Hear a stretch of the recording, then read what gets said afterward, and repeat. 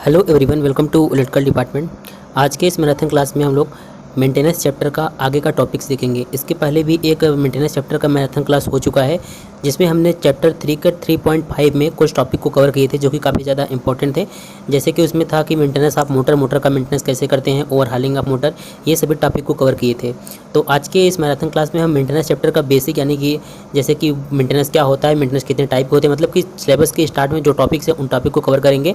अभी वीडियो में आगे आपको बता देंगे कि कौन कौन से टॉपिक को उस वीडियो में हम कवर करने वाले हैं, और ये सभी टॉपिक काफ़ी ज़्यादा इंपॉर्टेंट हैं और इसके मतलब कि स्टार्टिंग से ही काफ़ी ज़्यादा क्वेश्चंस एग्जाम में आते हैं। और प्रीवियस ईयर के जो प्रीवियस ईयर का पेपर हुआ था उसमें भी काफ़ी क्वेश्चन इसी टॉपिक से आए हुए थे। तो चलिए अब हम देख लेते हैं कौन कौन से टॉपिक इस वीडियो में कवर करने वाले हैं। आप लोग इस मैराथन क्लास को ज़्यादा से ज़्यादा शेयर कर दीजिए ताकि ज़्यादा से ज़्यादा स्टूडेंट इसको जुड़ सकें।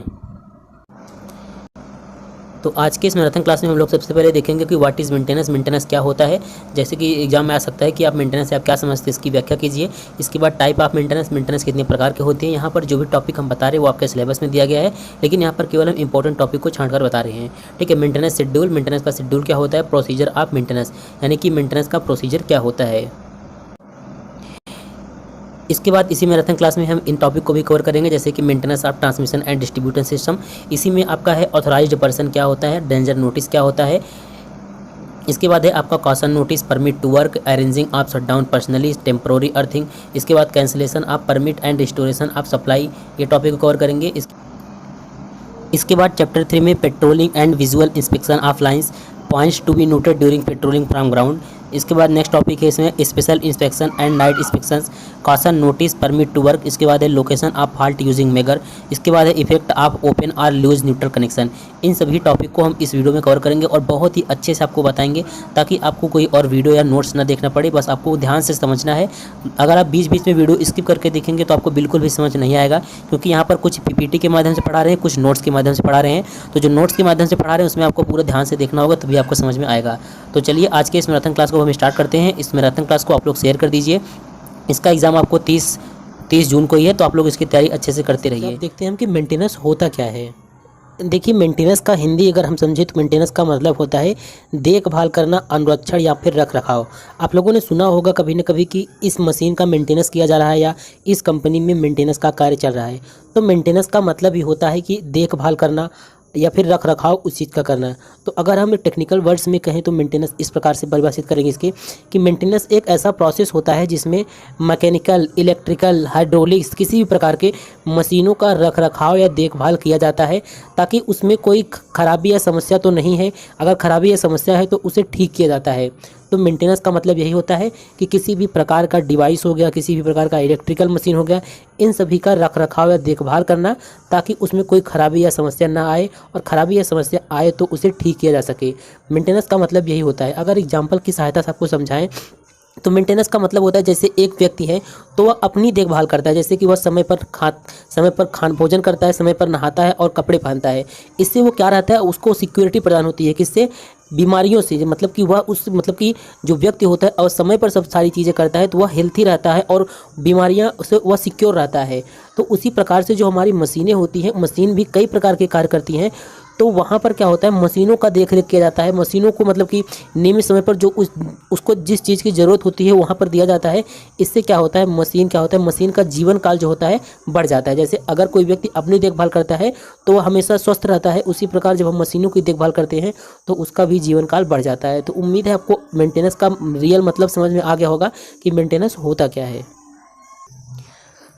तो आपको इतना समझ में आ गया होगा कि मेंटेनेंस क्या होता है, लेकिन आपके मन में ये सवाल हो सकता है कि मेंटेनेंस करते क्यों हैं। तो देखिए, कोई भी इंडस्ट्री हो गया, कोई भी कंपनी हो गया, वहाँ पर मशीन लगी होती हैं, इलेक्ट्रिकल उपकरण लगे होते हैं। तो वहाँ पर जो मशीनें लगी होती हैं उनको इस प्रकार से रखा जाता है कि मतलब कि उस प्रकार से मतलब कि उनको मैनेज किया जाता है, ताकि वह कभी भी अगर उनको हम कार्य के लिए उपयोग में लाएँ तो वह हमेशा क्रियाशील अवस्था में हो। तो क्या होता है, मशीनें चलते चलते या फिर मशीनों से हमेशा काम लेते रहते, उसके मशीन के जो पार्ट्स होते हैं, चाहे फिर हम कहें स्टैटिक पार्ट हों उसके, चाहे मूविंग पार्ट हों, तो वो पार्ट जो होते हैं उनमें क्या होता है, घिसाव हो जाता है या फिर कोई मशीन का पार्ट टूट जाता है, जिससे क्या होता है, मशीन हमारा सही से काम नहीं करता है। और वह क्या होता है, कभी कभी तो मशीन चलते चलते रुक भी जाता है। तो मशीन क्या होता है कभी भी ख़राब हो सकता है, और इसकी वजह से मशीन ख़राब हो जाएगा तो उससे क्या होगा, जो कंपनी में प्रोडक्ट बन रहा होगा प्रोडक्ट भी प्रभावित होगा, और जो व्यक्ति उस मशीन पर कार्य कर रहा होगा वो भी प्रभावित होगा, मतलब दुर्घटना हो सकती है उस व्यक्ति को भी। तो कहने का मतलब मशीन में अगर कोई भी दिक्कत आ जाता है, कोई भी टूट फूट हो जाता है, तो जो मशीन पर कार्य कर रहा है उसका और जो प्रोडक्ट बन रहा है कंपनी में या इंडस्ट्री में, दोनों को हानि पहुंचता है। इसे हम बोलते हैं मशीन का ब्रेकडाउन। आपने कभी न कभी सुना होगा कि ब्रेकडाउन की वजह से काम रुक गया है, तो वहाँ पर यही होता है, मशीन के कोई न कोई पार्ट खराब हो जाते हैं, इस वजह से ब्रेकडाउन की अवस्था आ जाती है। तो हम एक प्रकार से कह सकते हैं कि ब्रेकडाउन की अवस्था ना आए, ब्रेकडाउन ना हो किसी इंडस्ट्री में, इस वजह से भी मेंटेनेंस बहुत ज़्यादा आवश्यक होता है। तो जब मेंटेनेंस की जो देखिए, जब किसी भी इंडस्ट्री में इस प्रकार के सिचुएशन आता है, ब्रेकडाउन की सिचुएशन, तो वहाँ पर समय का भी मतलब कि अभाव हो जाता है। कहने का मतलब समय खराब होता है, इससे क्या होता है कंपनी के जो मालिक होते हैं उनको नुकसान झेलना पड़ सकता है। तो इसीलिए क्या होता है, मशीनों का थोड़े थोड़े अंतराल पर समय समय पर मशीनों का मेंटेनेंस और रिपेयर आवश्यक होता है। जैसे कि आप कोई भी मशीन यूज़ करते होंगे, कोई भी चीज़ यूज़ करते होंगे, तो उसका समय समय पर मेंटेनेंस, जैसे मोबाइल का ही एग्जांपल ले लें, तो एक टाइम पर फ़ोन को रीसेट किया जाता है ताकि उसका मेंटेनेंस हो जाए, उसमें से जो फालतू चीज़ें हैं वो बाहर हो जाए। तो उसी प्रकार से आप समझ सकते हैं कि जो इंडस्ट्री में मशीनें यूज होती हैं, तो समय समय पर उनके कंपोनेंट ख़राब होते रहते हैं, तो उन कंपोनेंट को बदल कर उनके स्थान पर नए कंपोनेंट को लगाया जाता है। अतः हम कह सकते हैं इस प्रकार से कि जो भी मशीन होते हैं, जो भी उपकरण होते हैं, उनको वर्किंग कंडीशन में, मतलब कि यूजफुल स्टेज में, मतलब कि ताकि वह कार्य करने की अवस्था में रहें, उस स्टेज में बनाए रखना ही क्या कहलाता है, मेंटेनेंस कहलाता है। अब देखिए, मेंटेनेंस का मतलब ये नहीं है कि मशीन ब्रेकडाउन में चला जाए, रुक जाए, तभी हम मेंटेनेंस करेंगे। कहने का मतलब मेंटेनेंस ऐसा नहीं है कि चलती हुई मशीनों के लिए नहीं होता, बल्कि अगर इंडस्ट्री बंद है, कंपनी बंद है, काम नहीं हो रहा है, तो वहाँ पर भी मेंटेनेंस का कार्य होता है, ताकि अगर कभी उसे उपयोग में लाना पड़े या लाने की आवश्यकता पड़े तो वह मशीन आसानी से वर्किंग कंडीशन में हो। ठीक है, तो ये क्या, यही होता है आपका मेंटेनेंस। और मेंटेनेंस इसलिए भी करते हैं, जैसे कि कोई इंडस्ट्री बंद है, वहाँ पर कार्य नहीं हो रहा है, तो मेंटेनेंस इसलिए भी करते हैं ताकि वहाँ पर जो मशीन है, जो टूल्स लगे होते हैं वो इंडस्ट्री में, वो कोरोजन मतलब कि संक्षारण जंग के कारण जाम ना हो जाए, इस स्थिति से भी बचने के लिए हम मेंटेनेंस करते हैं। और जितनी भी इंडस्ट्री होती है वहाँ पर आप देखे होंगे एक मेंटेनेंस डिपार्टमेंट होता है। मेंटेनेंस डिपार्टमेंट जो होता है वही क्या करता है, मेंटेनेंस से संबंधित कार्य करता है। तो आपको समझ में आ गया होगा मेंटेनेंस क्या होता है। अब हम देखते हैं टाइप्स ऑफ मेंटेनेंस। इसके पहले आपको बता देते हैं कि आपको नोट्स में और एग्जाम में कितना लिखना है, कितने से आपको नंबर मिल जाएगा, वो आपको समझा देते हैं। तो यहाँ पर आप देख सकते हैं मेरा नोट्स है चैप्टर 3 मेंटेनेंस करके। तो मेंटेनेंस को डिफाइन कुछ इस प्रकार से करेंगे कि विद्युत मशीनों या अन्य उपकरणों को चालन स्थिति में बनाए रखने के लिए जो कार्य किया जाता है उसे हम मेंटेनेंस कहते हैं। या फिर हम इस प्रकार से भी डिफाइन कर सकते हैं कि वह सामान्य एवं बार बार किया जाने वाला कार्य जो किसी मशीन को ऐसी अवस्था में बनाए रखने के लिए आवश्यक है जिससे उसे पूर्ण क्षमता तथा दक्षता के साथ प्रयोग किया जा सके, अनुरक्षण यानी कि मेंटेनेंस कहलाता है। अब देखिए मेंटेनेंस से होता क्या क्या है।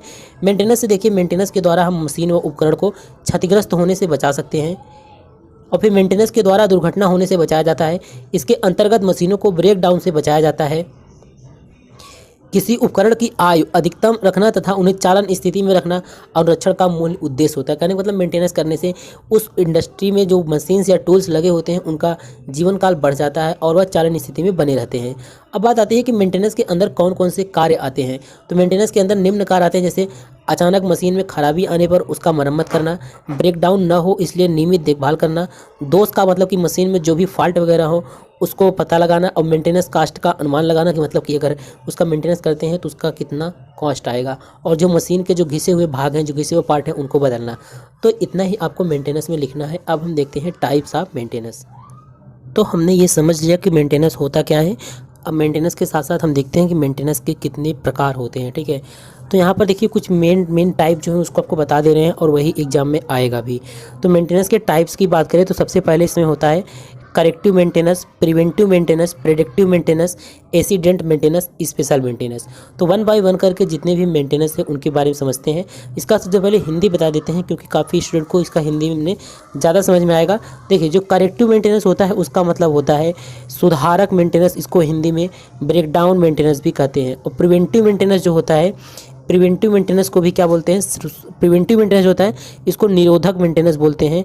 और प्रेडिक्टिव मेंटेनेंस का मतलब होता है, जो प्रेडिक्टिव मेंटेनेंस है इसका मतलब होता है कि जो भविष्य में जो मतलब कि उस भविष्य में जो अगर हम कोई भी अगर मेंटेनेंस करते हैं उसे प्रिवेंटिव मेंटेनेंस बोलते हैं। और एक्सीडेंट मेंटेनेंस जो होता है, अचानक से जो होता है मेंटेनेंस करते हैं उसको एक्सीडेंट मेंटेनेंस बोलते हैं।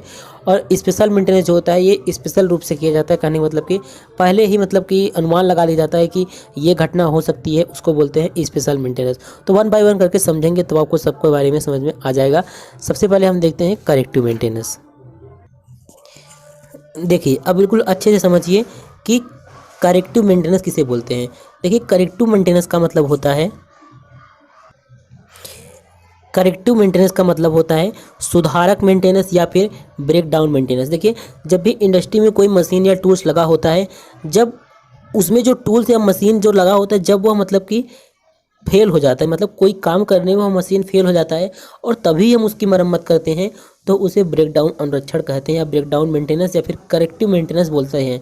कहने का मतलब आप लोगों ने कभी न कभी देखा होगा इंडस्ट्री में जब मशीन ब्रेक डाउन अवस्था में जब चलना बंद कर देता है तभी हम उसका मेंटेनेंस करते हैं, तो इसे ही बोलते हैं ब्रेक डाउन मेंटेनेंस या फिर करेक्टिव मेंटेनेंस। तो हम कह सकते हैं कि इसके अंतर्गत क्या है, मशीन का ब्रेक डाउन होने पर मशीन का हम मेंटेनेंस करते हैं और साथ ही इसमें ब्रेक डाउन होने के जो रीज़न होते हैं उसको पता करते हैं और उसके बाद हम मेंटेनेंस करते हैं। मतलब कि जो मशीन में ब्रेक डाउन अगर हो जाता है तो उसके जो भी रीज़न होते हैं उसका हम समझते हैं कि क्या किस रीज़न की वजह से मशीन ब्रेक डाउन की अवस्था में चला गया और उसी हिसाब से उपाय करते हैं ताकि फ्यूचर में फिर मशीन में कोई ब्रेक डाउन या खराबी ना आए। तो अगर इसका हम डेफिनेशन दें तो इस प्रकार से होगा, जब कोई उपकरण कार्य करने में असमर्थ हो जाता है अर्थात फेल हो जाता है तभी उसकी मरम्मत की जाए तो उसे हम ब्रेक डाउन मेंटेनेंस बोलते हैं। जैसे कि कोई विद्युत मोटर है इंडस्ट्री में लगा है और वो मोटर नहीं घूमता है, उसका कोई बेल्ट टूट जाता है और तभी हम उसका मेंटेनेंस करते हैं तो उसे बोलते हैं करेक्टिव या ब्रेक डाउन मेंटेनेंस। और जो करेक्टिव या ब्रेक डाउन मेंटेनेंस इसके लिए आपको बताया हमने, सभी इंडस्ट्री में एक मेंटेनेंस डिपार्टमेंट होता है। तो ऐसी स्थिति में जो मतलब कि जो कंपनी होता है, जो कंपनी का जो प्रोडक्ट बनता है वो क्या करता है, तो हमने आपको बताया। तो इसमें क्या होता है, जो मेंटेनेंस डिपार्टमेंट होता है वो उसको बुलाया जाता है। तो मेंटेनेंस डिपार्टमेंट क्या करता है, जो भी मशीन में दिक्कत होती है उसकी रिपेयर करता है और जो ब्रेक डाउन होता है उसको दूर करता है। इसके बाद क्या होता है, इसके बाद जैसे ही जो ब्रेक डाउन होता है, ब्रेक डाउन जब मतलब कि जो भी रिपेयर करने का या मेंटेनेंस करने का कार्य होता है, जब वो अभियंता या फिर जो इंजीनियर होता है वो कर देता है, उसके बाद वह उस उपकरण को तब तक नहीं देखने जाता जब तक मशीन दोबारा ब्रेकडाउन या फेल ना हो जाए। तो इस प्रकार से हम कह सकते हैं कि जो ब्रेकडाउन मेंटेनेंस होता है वो अच्छा नहीं होता है किसी भी इंडस्ट्री के लिए, क्योंकि देखिए इसमें क्या होता है कि मशीन का ब्रेकडाउन होगा, उसके बाद फिर मेंटेनेंस डिपार्टमेंट को बुलाया जाएगा, इसके बाद उस मशीन का रिपेयर या मेंटेनेंस किया जाएगा। तो इसमें क्या होगा, तो इसके कुछ डिसएडवांटेज हैं इस ब्रेकडाउन, इस मतलब कि जो करेक्टिव मेंटेनेंस है इसके कुछ डिसएडवांटेज और डिसएडवांटेज हम देख लेते हैं। क्योंकि एग्जाम में करेक्टिव मेंटेनेंस को न पूछकर कभी कभी इसका एडवांटेज और डिसएडवांटेज पूछ लेता है, ठीक है।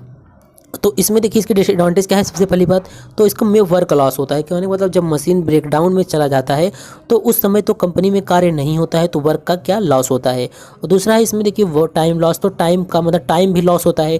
जब तक कंपनी में मेंटेनेंस का कार्य चलेगा तब तक कोई भी वर्कर जो होगा काम नहीं करेगा, तो वहाँ पर प्रोडक्ट बन रहा होगा वो भी रुक जाएगा, तो टाइम का लॉस होता है। और तीसरा इसमें प्रोडक्शन का रुक जाना, तो ये आपको बता चुके हैं, जब कंपनी का जब उसमें लगा मशीन ही जो टूल्स लगे हैं काम करने के लिए, प्रोडक्ट बनाने के लिए, वही जब नहीं काम करेंगे तो प्रोडक्शन क्या होगा, रुक जाएगा। और मेंटेनेंस कॉस्ट भी अधिक आएगा। क्यों मेंटेनेंस कॉस्ट अधिक आएगा, क्योंकि अगर आप कोई भी मशीन या कोई भी मान लीजिए एग्जाम्पल कोई भी आपके पास कार है, तो अगर आप उसका समय समय पर जो भी छोटा मोटा टूट फूट होता है, अगर उसको आप मरम्मत कराते रहेंगे या रिपेयर कराते रहेंगे, तो अगर कभी भी कोई बड़ी दिक्कत आता है तो उसमें ज़्यादा कॉस्ट नहीं आएगा, क्योंकि आपने सब कुछ समय समय पर सही किया है। तो इसी प्रकार जो ब्रेकडाउन मेंटेनेंस होता है उसमें कॉस्ट ज़्यादा आता है, क्योंकि आपने कभी भी मेंटेनेंस किया ही नहीं, जब अचानक जब मशीन बंद हो गया तब आप मेंटेनेंस करा रहे हैं, तो जाहिर सी बात है इसका मेंटेनेंस कॉस्ट जो होगा अधिक आएगा। देखिए अब जो आपका नेक्स्ट मेंटेनेंस है वो है प्रिवेंटिव मेंटेनेंस। देखिए प्रिवेंटिव मेंटेनेंस जो होता है उसमें क्या होता है, इसमें देखिए जो भी आपका करेक्टिव मेंटेनेंस या ब्रेकडाउन मेंटेनेंस था उसकी कमियों को दूर करने के लिए हम प्रिवेंटिव मेंटेनेंस करते हैं। तो कहने का मतलब जो प्रिवेंटिव मेंटेनेंस करने से ब्रेकडाउन की स्थिति जो करेक्टिव मेंटेनेंस में आ जाता था, ब्रेकडाउन स्थिति आ जाता था, तो प्रिवेंटिव मेंटेनेंस करने से ब्रेकडाउन का जो सिचुएशन होता है उससे बचा जा सकता है। यानी कि हम कह सकते हैं कि जो प्रिवेंटिव मेंटेनेंस होता है इसका मेन पर्पज़ यही होता है कि ब्रेकडाउन से बचा जा सके। क्योंकि देखिए इसमें क्या होता है, इंडस्ट्री में जो भी मशीन व टूल्स लगे होते हैं उनका एक हम पहले से ही प्लानिंग कर लेते हैं, मतलब कि एक चार्ट बना लेते हैं कि इस टाइम से इस चीज़ का मेंटेनेंस करना है, इस चीज़ का रिपेयर करना है। तो इस प्रकार से क्या होता है, उसमें ब्रेकडाउन के ज़्यादातर चांसेस नहीं होते हैं। और इससे क्या होता है, जो इंडस्ट्री में जो भी उपकरण या मशीन या टूल लगे होते हैं उनका जीवन काल बढ़ जाता है, और दुर्घटना या फिर मशीन जो ब्रेकडाउन की वजह से जो काम रुक जाता है कंपनी में, ये सब संभावनाएं जो होता है काफ़ी कम हो जाता है। और देखिए जो प्रिवेंटिव मेंटेनेंस होता है इसमें दो प्रकार की सर्विसेज प्रदान की जाती हैं। कौन कौन सी?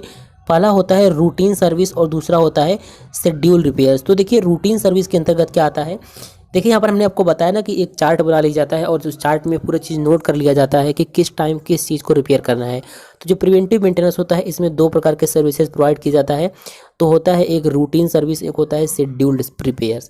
तो देखिए जो रूटीन सर्विस होता है उसमें कौन कौन से कार्य आते हैं वो देख लेते हैं।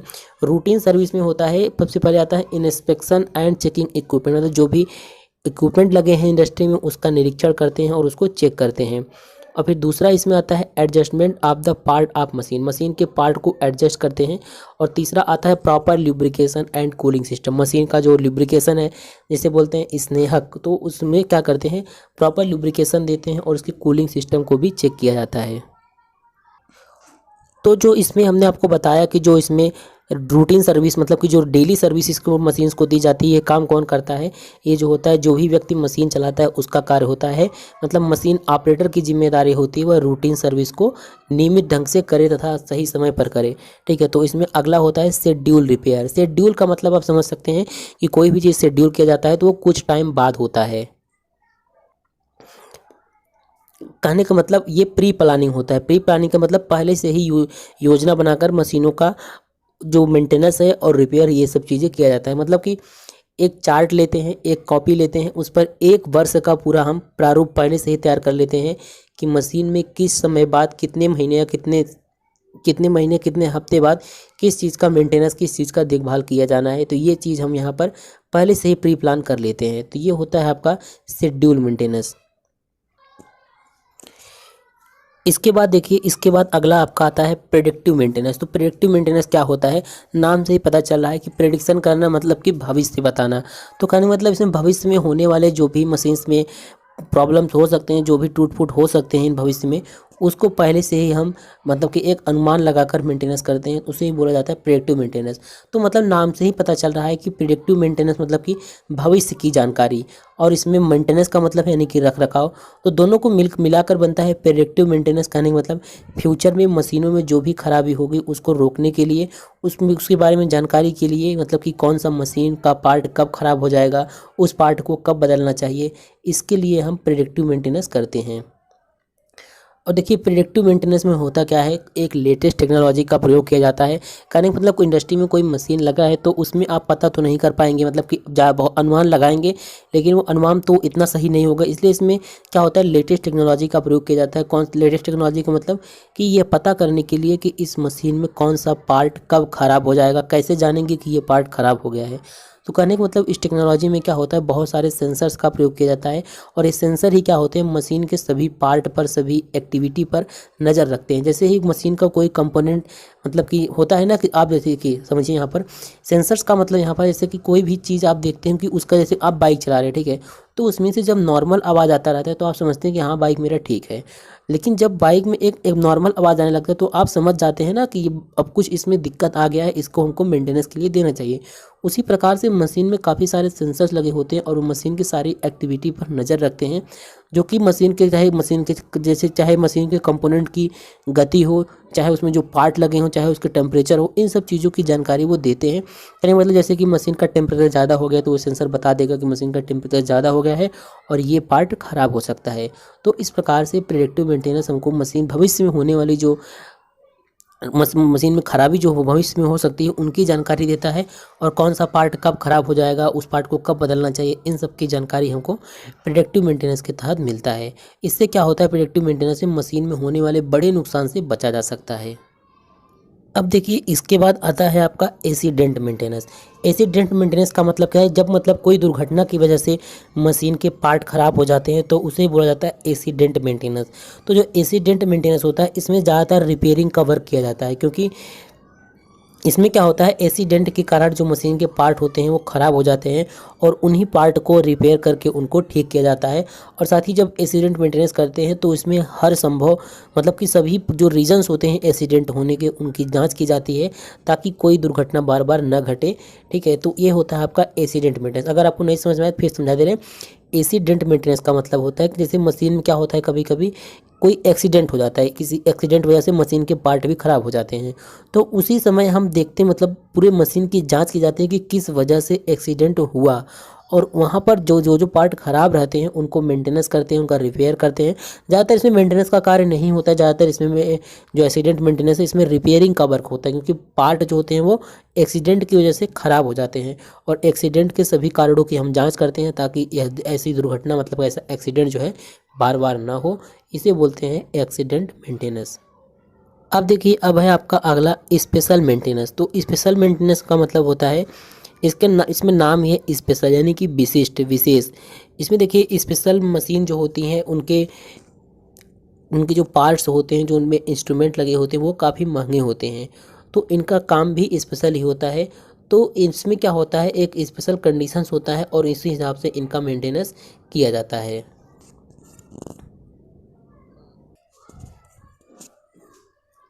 अब देखिए सिलेबस के अकॉर्डिंग जो आपका अगला टॉपिक है वो है प्रोसीजर। मतलब प्रोसीजर का मतलब जो मेंटेनेंस होता है उसका प्रोसीजर क्या होता है, मतलब कि कौन कौन से कौन कितने स्टेप में यह कंप्लीट होता है। ठीक है, तो जो अब आपका है प्रिवेंटिव मेंटेनेंस का प्रोसीजर, तो यही हम देखेंगे, हमारा टॉपिक है। तो देखिए जो मशीन होते हैं लगातार काम करे बिना फेल हुए, इसके लिए मशीनों को रेगुलर चेक किया जाता है तथा आवश्यक मरम्मत भी किया जाता है। किसी भी उद्योग के लिए निरोधक अनुरक्षण मतलब कि प्रिवेंटिव मेंटेनेंस पहले से तैयार नहीं होता है या आवश्यकता अनुसार बनाया जाता है, क्योंकि सभी उद्योगों का आकार, आयु, सब मशीनरी स्रोत तथा संरचना एक समान नहीं होता है।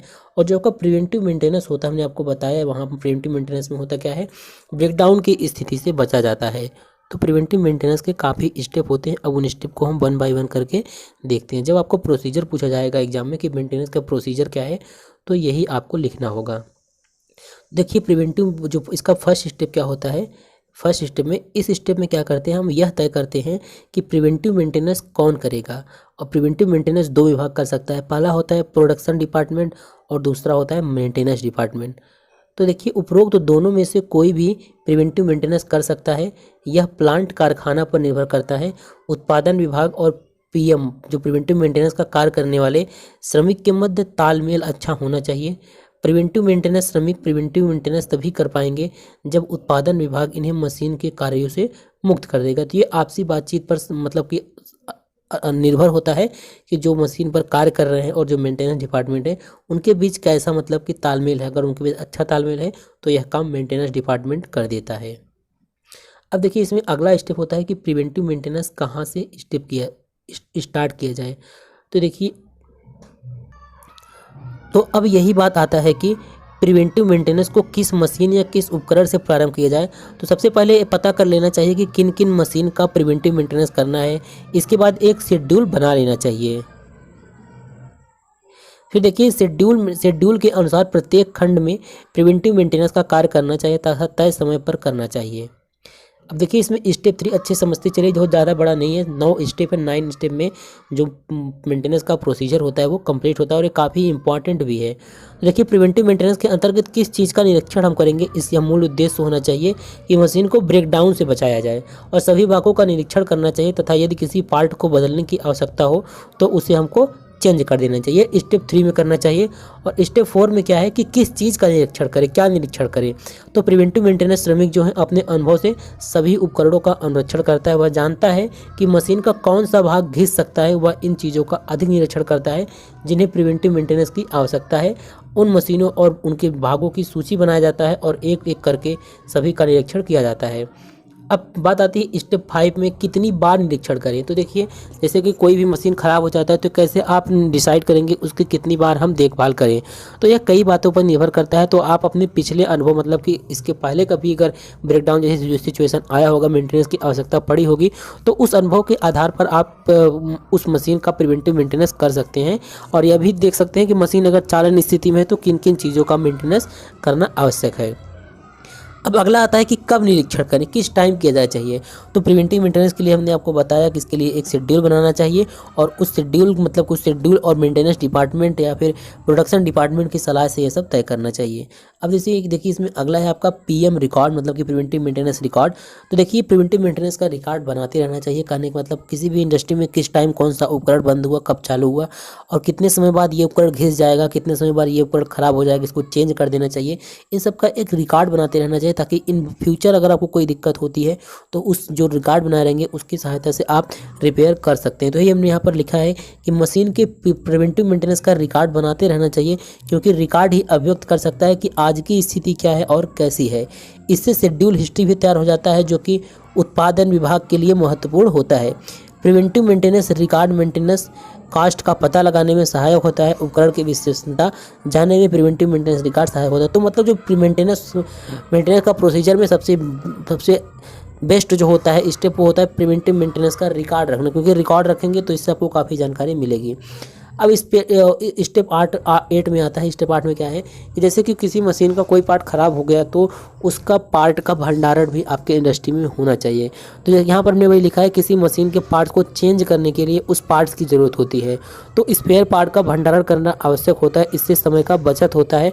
और कौन कौन से पार्ट किसकी कितनी संख्या में भंडारण करना है, स्टोर अपनी इंडस्ट्री में रखना है, ताकि अगर मशीन में ब्रेकडाउन हो तो वहाँ पर स्टोरेज जहाँ पर हम स्टोर किए हैं पार्ट्स को, वहाँ से लाकर मेंटेनेंस डिपार्टमेंट को देकर उस पार्ट को लगाकर जो अपना ब्रेकडाउन है उसे सही कर सके। तो अगला इसमें आपका स्टेप 9 में प्रिवेंटिव मेंटेनेंस का नियंत्रण और मूल्यांकन। तो प्रिवेंटिव मेंटेनेंस कार्यक्रम जो है सदैव कंट्रोल में करना आवश्यक होता है। और प्रिवेंटिव मेंटेनेंस का जो इंस्पेक्शन मतलब निरीक्षण होता है उसका मासिक रिपोर्ट की समीक्षा करनी चाहिए। पहला टॉपिक है आपका ऑथोराइज्ड पर्सन। ऑथोराइज्ड पर्सन का मतलब होता है प्राधिकृत व्यक्ति। तो इसको पहले एक एग्जाम्पल के माध्यम से आपको समझा देते हैं कि ऑथोराइज्ड पर्सन किसे कहते हैं। तो प्राधिकृत व्यक्ति का मतलब होता है कि एक ऐसा व्यक्ति जिसको कुछ अधिकार प्राप्त हो, जैसे कि मतलब उसको एक प्रमाण पत्र दिया जाता है। जैसे कि आप एक किसी इंडस्ट्री में जाइए, वहाँ पर क्या होते हैं, कई लोग होते हैं। कुछ लोग होते हैं मैनेजर के पोस्ट पे होते हैं, तो कई मतलब कि कई प्रकार के पोस्ट होते हैं, और उस पोस्ट पर उनको एक मतलब कि प्रमाण पत्र दिया जाता है कि आप इस कार्य के लिए हैं, आपको ये पोस्ट दिया जाता है। तो मतलब किसी के द्वारा उनको एक अधिकार दिया जाता है। तो वही यहाँ पर है, ऑथोराइज्ड पर्सन का मतलब होता है वह व्यक्ति जिसे प्रशासन के द्वारा कोई काम करने का अधिकार दिया गया हो, प्राधिकृत व्यक्ति कहलाता है। साथ ही प्राधिकृत व्यक्ति को प्रशासन के द्वारा विशेषाधिकार प्राप्त होते हैं। यह प्राधिकार जिस व्यक्ति को दिया जाता है उसे एक सक्षमता प्रमाण पत्र दिया जाता है, और इसे COC मतलब सर्टिफिकेट और कॉम्पिटेंस कहा जाता है। तो आपको समझ में आ गया होगा कि ऑथोराइज्ड पर्सन किसे कहते हैं। फिर से अगर समझाया आपको, देखिए जैसे कि मान लीजिए कोई इलेक्ट्रीशियन है, ठीक है, कोई व्यक्ति है, उसको इलेक्ट्रीशियन संबंधित कोई कार्य आता है, तो उससे क्या होगा कि प्रशासन द्वारा उसे उस काम को करने के लिए अधिकार दिया जाएगा। तो वो जो स्किल्ड इलेक्ट्रीशियन होगा, मतलब जो कुशल विद्युतकार होगा, उसी को हम बोलेंगे यह एक ऑथोराइज्ड पर्सन है, क्योंकि इसको उस व्यक्ति को प्रशासन के द्वारा काम करने का अधिकार दिया गया है, और साथ ही उसे COC मतलब कि सर्टिफिकेट ऑफ कॉम्पिटेंस भी प्रदान किया गया है। तो जो सक्षमता प्रमाण पत्र दिया जाता है वह यही निर्धारित करता है कि कोई व्यक्ति जो है उस कार्य को करने के लिए सक्षम है। तो इसे ही बोला जाता है ऑथोराइज्ड पर्सन। तो यहाँ पर हमने वही बिल्कुल ईजी लैंग्वेज में लिख के समझाया आपको, वह व्यक्ति जिसे प्रशासन के द्वारा कोई काम करने का अधिकार दिया गया हो, प्राधिकृत व्यक्ति कहलाता है। साथ ही प्राधिकृत व्यक्ति को प्रशासन के द्वारा विशेषाधिकार प्राप्त होते हैं। यह प्राधिकार जिस व्यक्ति को दिया जाता है उसे एक सक्षमता प्रमाण पत्र दिया जाता है, इसे COC कहा जाता है। और फिर देखिए, और यह प्रमाण पत्र जो COC दिया जाता है यह स्थापित करता है कि किसी व्यक्ति के पास सुरक्षित कार्य करने के लिए आवश्यक क्षमताएं हैं। COC का सर्टिफिकेट किसी चीज़ दिया, जैसे कि मान लीजिए कोई अनस्किल्ड लेबर है, ठीक है, यहाँ पर देखिए मैंने समझाया, कोई अनस्किल्ड लेबर है, तो देखिए अकुशल श्रमिक जो होता है उसको विद्युत उपकरणों की बाहरी सफाई, फ्यूज व लैंप बदलना तथा विद्युत कार के उपकरण पर कार्य करते समय सहायता करना आदि कार्यों के लिए प्राधिकृत किया जाता है। और अगला है आपका कुशल विद्युत कार्य। जो कुशल विद्युत कार्य होता है वो क्या करता है, इलेक्ट्रिक से संबंधित जितने भी कार्य होते हैं वो सभी कार्य करता है, क्योंकि वो स्किल्ड इलेक्ट्रीशियन है तो उसको इलेक्ट्रिकल संबंधित सभी कार्य की जानकारी होती है और साथ ही उसको प्रशासन द्वारा अधिकार भी दिया जाता है। तो जैसे यहाँ पर अगला है आपका उच्च वोल्टता लाइनमैन। तो उच्च वोल्टता लाइनमैन जो होता है हाई टेंशन की लाइंस पर कार्य करता है। और यहाँ पर अगला है सब स्टेशन ऑपरेटर, जो सब स्टेशन को ऑपरेट करता है, मतलब कि कब सब स्टेशन को चालू करना है, कब बंद करना है। तो इस प्रकार के कार्य जो होता है एक सब स्टेशन ऑपरेटर करता है। तो यहाँ पर नाम दिख रहे हैं आप, सब स्टेशन ऑपरेटर, स्किल्ड इलेक्ट्रीशियन और high voltage lineman, high tension lineman, तो इन सबको एक मतलब कि एक अधिकार दिया जाता है, इन्हीं बोल दिया जाता है कि अथोराइज्ड पर्सन। ठीक है, तो यही होता है अथोराइज्ड पर्सन। अगर एग्जाम में आता है तो अथोराइज्ड पर्सन के बारे में लिखना होगा और जितने भी मतलब कि अथोराइज्ड पर्सन के एग्जाम्पल हो सकते हैं उसको भी आपको डिटेल में समझाना होगा। अब देखिए सिलेबस के अकॉर्डिंग आपका अगला टॉपिक है डेंजर नोटिस। डेंजर नोटिस का मतलब होता है खतरा नोटिस। देखिए यह जो होता है खतरे की सूचना की तरफ संकेत करता है। प्रत्येक लाइन आधार पर कम से कम 3 से 4 मीटर की ऊंचाई पर एक खतरा प्लेट लगा होता है। आपने कभी न कभी देखा होगा जहाँ सब स्टेशन होता है या फिर जहाँ पर ट्रांसफार्मर वगैरह लगे होते हैं वहाँ पर 3 से 4 मीटर की ऊंचाई मतलब एक पोल होता है और उस पोल पर डेंजर नोटिस लिखा रहता है, मतलब खतरा 11,000 वोल्ट या 400 वोल्ट करके ऐसे कुछ लिखा रहता है, उसे ही बोला जाता है डेंजर नोटिस। और उस प्लेट पर क्या होता है, खतरे का निशान व शब्द या प्रतीक अंकित रहता है। यह प्लेट खतरे की सूचना देता है। तो जैसे कि अब हमने आपको बताया कि कहीं भी आप जैसे सब स्टेशन पर जाते हैं या किसी जहाँ पर ट्रांसफार्मर वगैरह लगे होते हैं वहाँ जाते हैं तो आपको वहाँ पर एक 3 से 4 मीटर की ऊंचाई पर एक डेंजर प्लेट लगा दिखाई देगा और जिस पर क्या होता है लाइन की वोल्टता और डेंजर का जो निशान है वो सब छपा रहता है। तो इसी को बोला जाता है डेंजर नोटिस। साथ ही देखिए कहीं कहीं पर आपने देखा होगा डेंजर नोटिस लिखा रहता है और कहीं कहीं पर क्या होता है जैसे कि मेंटेनेंस का कार्य, रिपेयर का काम चल रहा है तो एक कार्ड पर या एक बड़े बोर्ड पर वहाँ पर जाने पर जो जो सावधानियाँ बरतना चाहिए वो सावधानी भी वहाँ पर लिखा रहता है। जैसे कोई छोटा कार्य है तो वहाँ पर हम डेंजर बोर्ड का उपयोग कर देते हैं और जो भी कार्य हो रहा है उसके बारे में लिख देते हैं कि यहाँ पर 11,000 वोल्ट से संबंधित लाइन है या कुछ भी, वो वहाँ पर नोटिस कर देते हैं। और आपको बता दें जो डेंजर नोटिस, जो खतरा नोटिस बनाया जाता है उसका जो मतलब कि आधार, मतलब जो बेस होना चाहिए वो लाल होना चाहिए और जो प्रिंट होना चाहिए मतलब जहाँ पर डेंजर नोटिस जैसे लिखा रहेगा वो काले कलर का होना चाहिए। अब देखिए सिलेबस के अकॉर्डिंग आपका अगला टॉपिक है कॉशन नोटिस, मतलब कि सावधानी नोटिस। एक तो होता है डेंजर नोटिस, वहाँ मतलब कि खतरा से संबंधित खतरा हो सकता है, वहाँ पर नहीं जाना चाहिए इसलिए हम डेंजर नोटिस लगाते हैं। और जो आपका कॉशन नोटिस होता है देखिए यह सावधानी की तरफ संकेत करता है। एक प्लेट पर सावधानी नोटिस को अलग अलग चिन्ह के साथ प्रदर्शित किया जाता है। सावधानी नोटिस उस स्थान पर लगाया जाता है जहाँ पर दुर्घटना होने की संभावना होती है। तो मतलब कि सावधानी नोटिस मतलब कि ऐसी सिचुएशन को जहाँ पर अगर आप देखते हैं लिखा रहता है ना कॉशन, जैसे मतलब कि सड़क वड़क पर आप कभी जाते होंगे तो वहाँ पर कंस्ट्रक्शन का काम चलता रहता है तो वहाँ पर CAUTION ऐसे करके कॉशन नोटिस लिया जाता है, फिर सावधान करके लिखा रहता है। तो मतलब कि जो कॉशन नोटिस है, सावधानी नोटिस है, वो ऐसी सिचुएशन को बताता है कि वहाँ पर मनुष्यों के लिए संकट हो सकता है, मतलब कि कोई भी दुर्घटना हो सकता है, इसलिए यहाँ पर वह नोटिस लगाया जाता है। और ये नोटिस जो होते हैं अलग अलग चिन्ह के साथ प्रदर्शित किए जाते हैं। इसके बाद देखिए ये बहुत इंपॉर्टेंट क्वेश्चन है, ये एग्जाम में भी आ भी सकता है। ये क्वेश्चन है आपका टेम्प्रोरी अर्थिंग किसे कहते हैं, ये सिलेबस के अकॉर्डिंग है टेम्प्रोरी अर्थिंग। तो देखिए अर्थिंग आप लोगों को पता होगा किसे कहते हैं, तो किसी भी धातु वाली मशीन या उपकरण के धातु वाले हिस्से पर एक तार जोड़कर उसे हम अर्थ प्लेट और अर्थ इलेक्ट्रोड के साथ में जोड़ देते हैं, इसे ही क्या बोलते हैं, अर्थिंग या ग्राउंडिंग कहते हैं। और देखिए अस्थायी अर्थिंग मतलब कि जो टेम्प्रोरी अर्थिंग जो होता है उस स्थान पर करते हैं जहां पर मरम्मत या अनुरक्षण का कार्य किया जाना है ताकि कार्य करने वाले मनुष्य तथा संपत्ति की सुरक्षा हो सके। तो देखिए जो अर्थिंग किया जाता है वो सेफ्टी के पर्पज़ से किया जाता है। और कोई भी मशीन, जैसे कोई भी मशीन हो गया, कोई भी उपकरण हो गया, तो वहाँ पर उसके जो मेटल वाला पार्ट होता है, जैसे कोई मान लीजिए कोई उपकरण है, इसका जो मेटल वाला पार्ट होता है यहाँ से क्या करते हैं हम एक अर्थ प्लेट लगाते हैं और एक अर्थ इलेक्ट्रोड, इसको लगा कर क्या करते हैं ज़मीन में गाड़ देते हैं, ऐसे अर्थिंग बोला जाता है। और जो टेम्प्रोरी अर्थिंग हम तब करते हैं जहाँ पर जैसे मान लीजिए कोई कार्य चल रहा है रिपेयर का, मेंटेनेंस का, और वहाँ पर जो भी व्यक्ति कार्य कर रहे हैं उनकी सुरक्षा के लिए, ताकि उनकी सुरक्षा हो सके, तो वहाँ पर हम क्या करते हैं टेम्प्रोरी अर्थिंग करते हैं। इसके बाद देखिए, किसी भी उपकरण का अर्थिंग इसलिए किया जाता है ताकि हम इलेक्ट्रिक शॉक से बच सकें। कई बार हमारा उपकरण खराब हो जाता है, जिसके कारण इसके उपकरण के धातु वाले हिस्से में लीकेज करंट आ जाता है और उसे छूने पर हमें करंट लग सकता है। तो इस स्थिति में हम उस उपकरण की अर्थिंग कर देते हैं ताकि जो भी करंट है वह अर्थिंग की मदद से सीधा धरती में चला जाए। अस्थायी भू संपर्कन करते समय निम्न सावधानी रखना चाहिए। तो देखिए, जो अर्थिंग होता है, हम इलेक्ट्रिक शॉक से बचने के लिए, सेफ्टी के लिए, इन सब चीज़ों के लिए हम अर्थिंग करते हैं। तो अगर हम टेम्प्रोरी अर्थिंग करते हैं तो इसलिए तब करते हैं जब कोई मेंटेनेंस या रिपेयर का काम करना हो और वहाँ पर जो वर्कर्स कार्य कर रहे हैं उनकी सुरक्षा के लिए। तो जो टेम्प्रोरी अर्थिंग होता है, उन टेम्प्रोरी अर्थिंग को करते समय निम्न सावधानी को रखना चाहिए। यहाँ पर देखिए कौन कौन सा है। देखिए, अर्थिंग के लिए लिया गया छड़ व तार जो होना चाहिए वो उत्तम क्वालिटी का होना चाहिए और मोटी तार का इस्तेमाल करना चाहिए, लेकिन प्रतिरोध जो होना चाहिए वो कम होना चाहिए। ये देखिए, छड़ की लंबाई जो है 5 फीट होना चाहिए तथा उसे 3 फीट तक गाड़ना चाहिए और विद्युत रोधी तार का प्रयोग नहीं करना चाहिए। तो ये होता है आपका टेम्प्रोरी अर्थिंग।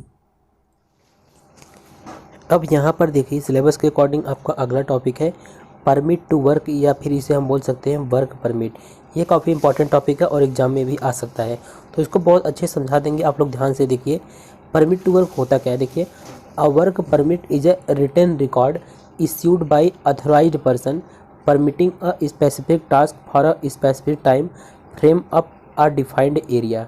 कहने का मतलब, जो वर्क परमिट होता है एक लिखित रिकॉर्ड होता है जो अधिकृत व्यक्ति द्वारा निर्दिष्ट समय सीमा के लिए एक विशिष्ट कार्य की अनुमति देता है। अभी देखिए, अब इसको आपको ये समझ में आ जाएगा कि परमिट टू वर्क होता क्या है। देखिए, परमिट टू वर्क का मतलब समझ सकते हैं कि वर्क करने के लिए परमिट, मतलब कि कोई कार्य करने के लिए परमिट कहाँ से लिया जाए, इस चीज़ को ही बोलते हैं वर्क, परमिट टू वर्क। तो देखिए, एक जैसे कोई इंडस्ट्री है मान लीजिए, तो उस इंडस्ट्री में बहुत सारे काम होते हैं। जैसे कुछ काम जो होते हैं वो रूटीन होते हैं और कुछ काम जो होते हैं नॉन रूटीन होते हैं। कहीं मतलब कोई काम होता है वो लगातार किया जाता है और कोई काम कभी कभी किया जाता है। तो कुछ कार्य ऐसे होते हैं जिन्हें हजारडेस, मतलब कि खतरनाक या जोखिम भरा माना जाता है। जैसे वेल्डिंग वगैरह का काम हो गया तो ये खतरनाक माना जाता है। तो इसके लिए क्या होता है, मैनेजमेंट एक सेफ्टी ऑफिसर तैनात कर देता है। इनकी जिम्मेदारी होती है कि हजारडेस मतलब खतरनाक वर्क को परमिट दे। अब देखिए, आपको समझाते हैं। जैसे कि मान लीजिए किसी इंडस्ट्री में कोई कोई मतलब कि नया काम करना है, ठीक है। तो नया काम जो है वो काफ़ी ज़्यादा मतलब कि खतरनाक और जोखिम भरा है। तो जो इंडस्ट्री होगा, वहाँ का जो मैनेजमेंट होगा, वो वहाँ पर एक सेफ्टी ऑफिसर तैनात कर देगा। वो अपने वर्कर्स को क्या करेगा, मतलब कि किसी भी एरिया पर जहाँ पर काम करना होगा उस एरिया का वो निरीक्षण करेगा। वहाँ पर मतलब कि कौन कौन से सेफ्टी मतलब कि रखा जा सकता है, कौन कौन सावधानियाँ रखी जा सकती हैं, इन सब का वो निरीक्षण करके अपने वर्कर्स को परमिट देगा वहाँ पर कार्य करने के लिए।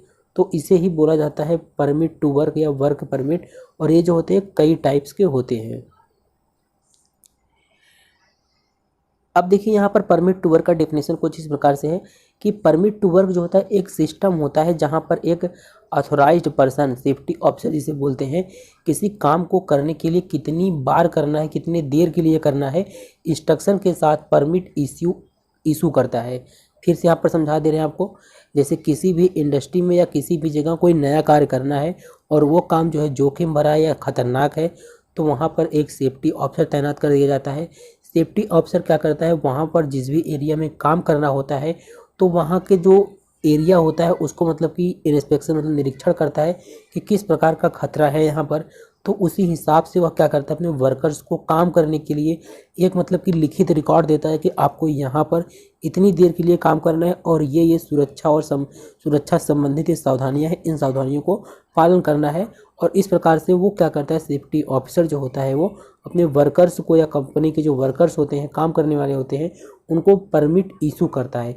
इसी को बोला जाता है परमिट टू वर्क। अब इसके बारे में कुछ इंपॉर्टेंट पॉइंट है, उसको आप लोग नोट कर लीजिए तो आपको समझ में आ जाएगा। देखिए, ये पॉइंट्स काफ़ी ज़्यादा इंपॉर्टेंट है परमिट टू वर्क को समझने के लिए। आप एक बार अच्छे से पढ़िए और फिर इसको ध्यान से समझिए, आपको समझ में आ जाएगा परमिट टू वर्क होता क्या है। देखिए, जो परमिट टू वर्क में हमने आपको बताया, जो सेफ्टी ऑफिसर होता है, सेफ्टी ऑफिसर के लिए वर्क परमिट जो होता है बहुत ही महत्वपूर्ण डॉक्यूमेंट होता है। तो वहाँ पर मतलब डॉक्यूमेंट का मतलब यहाँ पर देखिए हमने आपको बताया कि एक डॉक्यूमेंट वो वर्कर्स को प्रदान करता है, वहाँ पर सारी चीज़ें लिखी होती हैं कि कौन सा मतलब कि सुरक्षा टूल्स का उपयोग करना है, कौन सी सावधानी बरतना है और किसी स्थान पर कितनी देर काम करना है। तो जो सेफ्टी ऑफिसर होता है वह यही डॉक्यूमेंट तैयार करके वर्कर्स को प्रोवाइड करता है और उनकी देख रेख में वर्कर्स जो होते हैं काम करते हैं। फिर देखिए यहाँ पर जो PTW मतलब कि परमिट टू वर्क जो होता है, एक ऐसा सिस्टम होता है जिसमें किसी भी कार्य को शुरू करने से पहले अनुमति लेना पड़ता है। अब देखिए कोई भी काम, ऐसा काम जिसमें खतरा है या दुर्घटना की संभावना है, तो उस काम के लिए पहले एक लिखित रिकॉर्ड डॉक्यूमेंट बनाया जाता है। यह सुरक्षा उद्देश्य के लिए होता है। उस डॉक्यूमेंट में सुरक्षा संबंधी सभी बिंदु अंकित रहते हैं। तो हमने आपको भी बता ही दिया कि जैसे किसी भी जगह कार्य करना है तो जो सेफ्टी ऑफिसर होता है वो डॉक्यूमेंट पर एक सारी चीज़ें लिख देता है कि कहाँ पर सुरक्षा संबंधी, जहाँ पर बताया ना सुरक्षा संबंधी जितने भी पॉइंट्स होते हैं, कौन कौन सा टूल्स का वहाँ पर यूज़ करना है, कितनी देर काम करना है। तो ये सब चीज़ें कि वहाँ पर जो होता है परमिट टू वर्क का जो डॉक्यूमेंट होता है वो वहाँ पर सब कुछ अंकित रहता है। फिर देखिए जैसे एग्जांपल की बात करें, जैसे यहाँ कहीं पर खुदाई का कार्य चल रहा है और वहाँ पर जो कार्य है वो जोखिम भरा है, तो वहाँ पर सेफ्टी ऑफिसर क्या करेगा, पूरा एक मतलब कि डॉक्यूमेंट देगा वर्कर्स को, या फिर उनके देख रेख में जो होगा वर्कर्स काम करेंगे। तो खुदाई के लिए अगर जैसे कि बात करें तो वहाँ पर कई प्रकार के जोखिम भरे कार्य हो सकते हैं। बिजली लाइन बिछाने के लिए वहाँ पर भी कई जोखिम भरे कार्य हो सकते हैं। तो वहाँ पर जो होता है परमिट टू वर्क, तो सेफ्टी ऑफिसर से परमिट लेना होता है, इसके बाद ही वहाँ पर आप कार्य कर सकते हैं। तो फिर इसके बाद देखिए परमिट टू वर्क जो होता है हर फैक्ट्री में, प्लांट में, कंस्ट्रक्शन साइट में, हर जगह लागू होता है, जिसकी देख रेख में वर्कर्स कार्य करते हैं।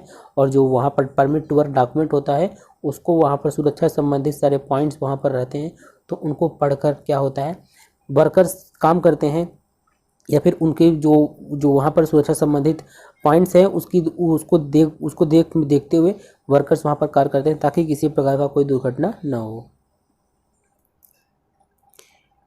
इसके बाद देखिए टाइप्स ऑफ वर्क परमिट कितने टाइप्स के होते हैं, इसके बाद थोड़ा सा जान लीजिए आप लोग। देखिए जो खतरा है वो किस टाइप का है, किस नेचर का है, इसी के आधार पर टाइप वर्क परमिट को 3 कैटेगरी में बांटा गया है। तो पहली कैटेगरी की बात करें तो यहाँ पर पहला आता है, देखिए यहाँ पर पहला आता है आपका हॉट वर्क। तो हॉट वर्क का मतलब होता है रेड, हॉट वर्क होता है रेड सिंबल से होता है। तो देखिए ऐसा कोई भी काम जिसमें फ्लेम, हीट और स्पार्क निकलता हो, जिससे आग लगने की संभावना हो, उसे ही बोला जाता है हॉट वर्क, उसे हम बोलते हैं। जैसे अगर वेल्डिंग का कार्य हुआ तो वहाँ पर वेल्डिंग में क्या होता है, फ्लेम मतलब ज्वाला, हीट मतलब ताप और स्पार्क मतलब क्या होता है जिसे स्पार्किंग बोलते हैं, वो सब वहाँ पर दुर्घटना होने की संभावना रहती है। मतलब कि ये क्या होता है, एक जोखिम से भरा कार्य होता है। तो इसमें क्या होता है, एक क्या होता है, एक डॉक्यूमेंट होता है जिसमें कई चीज़ें लिखी होती है। जैसे कि यहाँ पर देखिए एक डॉक्यूमेंट का सैंपल आपको दिखाए हैं, ये है हॉट वर्क के लिए डॉक्यूमेंट या परमिट टू वर्क है। हॉट वर्क परमिट देखिए ऐसे लिखा रहेगा वहाँ पर, और वहाँ पर दिया रहेगा area of hot work, area का नाम लिखा रहेगा, वर्क टू बी डन, कौन सा कार्य करना है वहाँ पर ऐसे लिखा रहेगा। तो कई सारी चीज़ें ऐसे यहाँ पर रहेगा। फिर उसके बारे में जैसे आप कहते हैं ना, जैसे आप कोई मोटर वगैरह देखेंगे, कोई ट्रांसफार्मर देखेंगे, वहाँ पर नेमिंग प्लेट रहता है, तो नेमिंग प्लेट में सारी चीज़ें उसके बारे में लिखी होती है। तो उसी प्रकार से यहाँ पर एक डॉक्यूमेंट होता है। देखिए फिर देखिए यहाँ पर इसके लिए इम्पोर्टेंट इंस्ट्रक्शन दिया रहता है। जो डॉक्यूमेंट होता है ना उसी में सब कुछ लिखा रहता है। और सामान्यतः हॉट वर्क परमिट 24 घंटे के लिए इशू किया जाता है। तो कहीं भी जोखिम भरा कार्य है तो वहाँ पर यहाँ पर जो डॉक्यूमेंट दिया रहेगा उसमें जितनी चीज़ें लिखी रहेंगी उसी के अनुसार वहाँ पर कार्य होगा। तो जो हॉट वर्क परमिट है वो लगभग 24 घंटे से ज़्यादा के लिए नहीं दिया जाता है। इसके बाद देखिए यहाँ पर अगले टाइप्स में कोल्ड वर्क परमिट।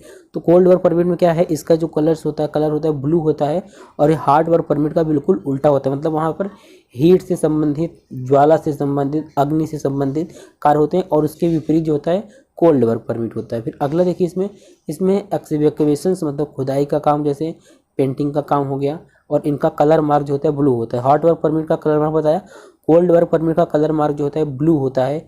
और देखिए तीसरा है हाई रिस्क, इसका कलर मार्क जो होता है ऑरेंज होता है। जैसे कोई भारी चीज़ उठाना हो तो वो हाई रिस्क के अंतर्गत आता है। और देखिए इसमें अगला है जैसे कि इलेक्ट्रिकल वर्क परमिट। देखिए इसके अंदर क्या आता है, जैसे हाई वोल्टेज जोन से संबंधित कार्य है तो वो इलेक्ट्रिकल वर्क परमिट के अंतर्गत आता है। तो देखिए सिलेबस के अकॉर्डिंग जो आपका अगला टॉपिक है वो है arranging of shut down personally. मतलब क्या होता है, कभी कभी आपने देखा होगा जब सब स्टेशन पर है जहाँ पर ट्रांसफार्मर वगैरह लगे होते हैं, वहाँ पर जब कोई फॉल्ट आ जाता है तो वहाँ पर शट डाउन लेने की आवश्यकता होती है। तो उसी के बारे में समझना है कि किस प्रकार से एक व्यक्ति पर्सनली शट डाउन ले सकता है, मतलब कि taking shut down in overhead line, मतलब ओवरहेड लाइन में शट डाउन कैसे लिया जाता है, तो इसी के बारे में समझना है हमको। तो देखिए, जब क्या होता है, जब ओवरहेड लाइन में कोई दोष आ जाता है अथवा मरम्मत मेंटेनेंस की आवश्यकता होती है, तो वह स्थान एवं प्रारूप निश्चित करने के बाद लाइन में शट डाउन लिया जाता है। कहने का मतलब जब क्या होता है, जब लाइन में जब जो कंडक्टर लाइंस गई होती है उसमें कोई फॉल्ट आ जाता है या फिर कोई मेंटेनेंस की आवश्यकता होती है, तो सबसे पहले हम वहाँ का जिस स्थान पर हमको शट डाउन लेना है वो स्थान निश्चित करते हैं, इसके बाद शट डाउन लिया जाता है। शट डाउन लेने के पहले क्या होता है, विद्युत विभाग को शट डाउन लेने के पहले विद्युत विभाग को एक प्रार्थना पत्र लिखा जाता है। इसके बाद उस लाइन को सप्लाई से अलग किया जाता है। साथ ही साथ उस फीडर को उपभोक्ता को पहले से सूचना भी देना पड़ता है कि शट डाउन कितने समय तक रहेगा। ये चीज़ आप लोगों ने ज़रूर देखा होगा कि जब शट डाउन लिया जाता है तो वहाँ पर ये जो प्रक्रिया होती है, यहाँ पर हमने बताया आपको कि शट डाउन लेने से पहले विद्युत विभाग को एक प्रार्थना पत्र लिखा जाता है। इसके अलावा यह प्रक्रिया अब टेलीफोन के माध्यम से भी किया जाता है। फिर देखिए, शट डाउन लेने के बाद एक मोटे चैन का प्रयोग अर्थिंग के लिए किया जाता है, इसलिए इसे अर्थिंग चैन कहते हैं। इसके द्वारा लाइन चालक को शॉर्ट सर्किट करके खंभे के साथ भू संपर्कित किया जाता है ताकि चालकों का संयोजन पृथ्वी से बना रहे।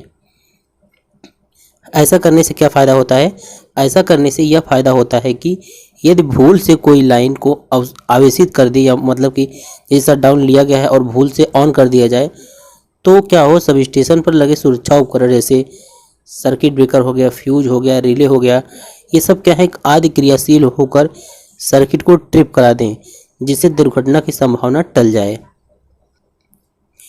इसके बाद देखिए, जिस फीडर पर मेंटेनेंस या फॉल्ट को दूर करने का कार्य किया जाता है, उस फीडर को डेड करके, मतलब कि उस फीडर को डेड मतलब कि वहाँ पर करंट या वोल्टेज या करंट का प्रवाह नहीं होता, डेड करने का मतलब यही है, उस फीडर को डेड करके उपकेंद्र पर फीडर के परिपथ वियोजक के आगे एक बोर्ड लगा दे लिया जाता है। मतलब सर्किट ब्रेकर जो होता है उसके आगे एक बोर्ड लगा देते हैं जिस पर लिखा जाता है कि इस लाइन पर कार्य चल रहा है। इसके बाद क्या होता है, इसके बाद जो होता है टूल्स की सहायता से फॉल्ट को दूर किया जाता है। तो अब देखिए, शट डाउन लेने की प्रक्रिया क्या है, शट डाउन लिया कैसे जाता है। तो देखिए, जिस व्यक्ति को शट डाउन लेना होता है वह अपने ऑफिसर को आवेदन पत्र लिखता है, माना वह फॉर्म ए भरता है। इसके बाद क्या करता है, वो फॉर्म बी भरता है और फॉर्म बी से ऑफिसर इंचार्ज उस व्यक्ति को शट डाउन की अनुमति प्रदान करता है तथा फॉर्म सी से मरम्मत के पश्चात शट डाउन लेने वाला व्यक्ति लाइन क्लियर सर्टिफिकेट भेजता है। तो अब आपके मन में होगा, शट डाउन लेने के लिए तो कोई भी फॉर्म नहीं भरा जाता है, ऐसा आपने देखा होगा।